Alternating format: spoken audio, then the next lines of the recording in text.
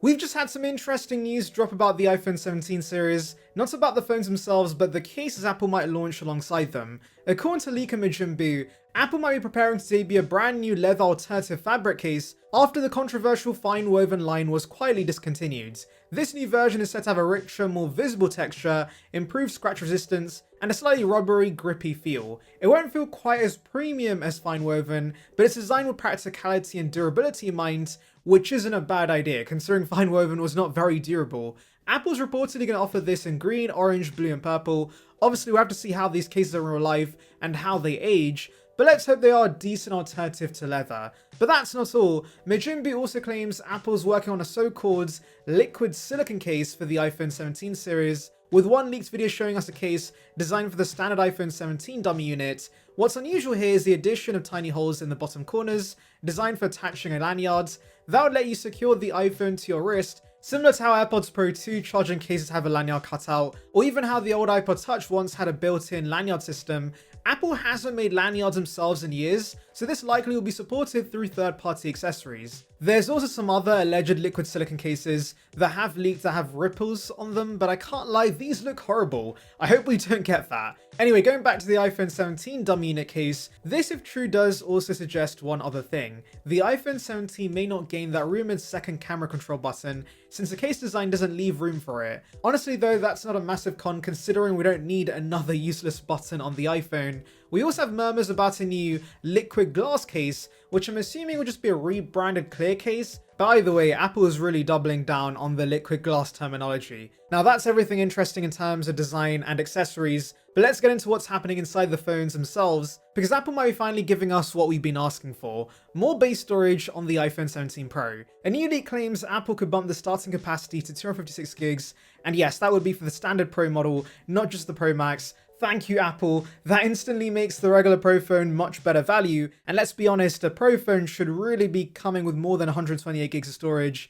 But you might be thinking, is Apple going to give us a sneaky price increase with this storage upgrades? Well, this rumor comes from leaker Instant Digital on Weibo, who reiterated that yes, Apple's planning a $50 price increase across the entire range, but it's not really because Apple's offering more storage now. It's likely to offset rising component costs and those ongoing China tariffs. According to them, the 17, 17 Air, 17 Pro, and 17 Pro Max will be priced at $849, $949, $1049, and $1249 respectively. Now, iPhones getting more expensive is never great news, but do note the 256GB 17 Pro will technically be cheaper than an equivalently spec 16 Pro. Right now, if you want to get 256 gigs on the 16 Pro, you need to shell out another $100, but with the 17 Pro possibly starting at 256 gigs by default, that storage tier might now come in $50 cheaper than last year. It's a small but effective way for Apple to justify the increase, while also simplifying the range. Plus, if the Pro Max starts at 256 gigs and the Pro does too, that's a much clearer tiering strategy,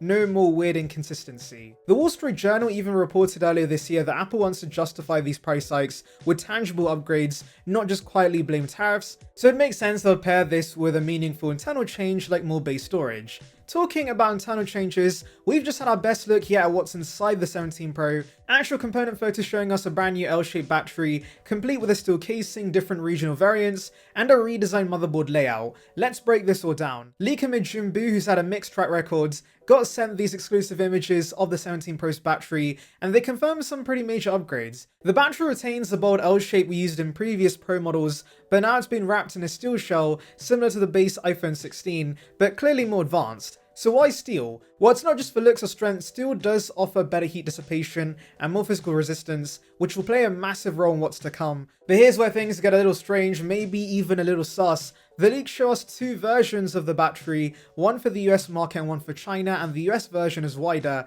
because it doesn't need to make space for a physical SIM tray.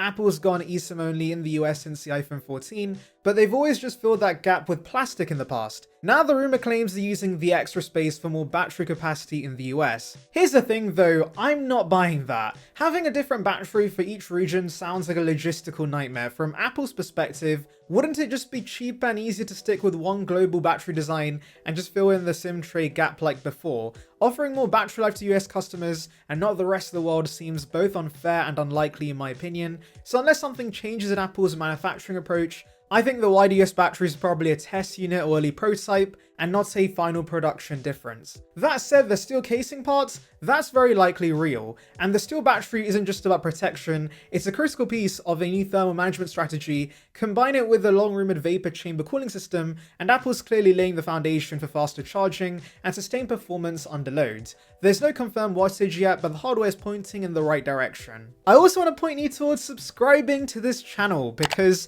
I'm trying to hit 20,000 subscribers right now, so every sub counts, and subscribing to the channel helps you guys get the latest Apple content right to your feeds, so it would be appreciated. Join the Surround By gang now. Let's now move on to the motherboard. According to these leaked photos, Apple's completely changed the logic board layout. It now runs horizontally across the top of the device. That's massive. By isolating the heat generating components near the top and leaving the bottom half open for a larger battery, Apple's not only improving thermal distribution, but also possibly boosting battery life and even repairability. And speaking about repairability, the best part might be the new battery removal system. Apple's introduced a clever electrically induced adhesive removal process in the 16 and 16 Plus, and now the 17 Pro models are getting the same treatment. Instead of those frustrating pull tabs under the battery, a low voltage current, like from a 9-volt battery, can be used to loosen the adhesive and pop out the battery, way more repair friendly. This feature requires a metal encased battery, which brings us right back to the steel shell, so this isn't just about cooling or durability, it's about serviceability. While the 16 Pro skipped this upgrade, it looks like Apple's expanding across the entire iPhone 17 range, likely to satisfy new EU regulations around easier battery replacements. That's a win for everyone. So if you put all this together, steel battery, new cooling, updated motherboards, easier repairs, then yeah, the 17 Pro could be the most internally advanced Pro model yet. Now you're probably wondering about the battery capacity, and while we have no idea yet, the Pro Max is supposed to be around 5,000 mAh, so the Pro may get a similar increase to 4,000 mAh, which would be great to see. Now let's talk prototypes, because yes, we got a classic blurry iPhone prototype sighting recently. Ex-user Skyfox posted 2 grainy photos showing someone holding an unreleased iPhone in a thick all black case, basically Apple's signature way of disguising internal hardware during public testing. What made this go viral? Mark Gurman himself quoted the post and said this looks legit, so if Gurman's co-signing it, we pay attention. In one photo, someone in reflective sunglasses is holding the mystery iPhone, while a second phone, almost certainly a 16 Pro, sits nearby with what looks like an Apple Dev Team QR sticker on the back. You can just about make out the circular cutouts in the top right corner of the case, likely for the camera flash and LiDAR sensor, which lines up with current rumors of a rectangular camera module and shifted layout. Now obviously this could be a dummy unit or maybe some sort of weird iPhone 16 Pro type, but it doesn't match the design leaks we've already heard about, and the fact this device is being tested out in public right now, that usually means mass production has begun and select employees are testing production units. So with all these prototype and component talk out of the way, let's get into some upgrades we know for sure are coming with the iPhone 17 series. Let's start with the display. Apple's reportedly finalized a new anti-reflective glass layer for the 17 Pro and Pro Max. This new glass is not only more scratch resistant than ceramic shields, but also cuts down on reflections similar to Gorilla Glass armor on the S25 Ultra. If you've ever tried to use the iPhone in bright sunlight and squinted like mads, this is going to be a game changer. The prototype from earlier does seem to show few reflections, but again, it's blurry, so we can't say for sure. Either way, this upgrade is long overdue. Performance-wise, the 17 Pro is getting the A19 Pro chipset, and for the first time, 12 gigs of RAM. That's a bump from the 8 gigs in the 16 Pro series, and it'll mean smoother multitasking, better AI processing, and generally more breathing room for future iOS updates. The regular 17 will get 8 gigs, and the non-Pro A19 chipset, which is still solid. By the way, that extra RAM and the new chipset in the Pros, that's going to pair perfectly with the vapor chamber cooling I mentioned earlier. Android flagships have had this for years, but now Apple's finally catching up, and a leaked copper heat spreader basically confirms this. Now for some physical changes. The 17 and 17 Pro reportedly is getting 6.3-inch panels, the 16 Air goes up to 6.6 inches, and the Pro Max gets an absolutely huge 6.9-inch panel.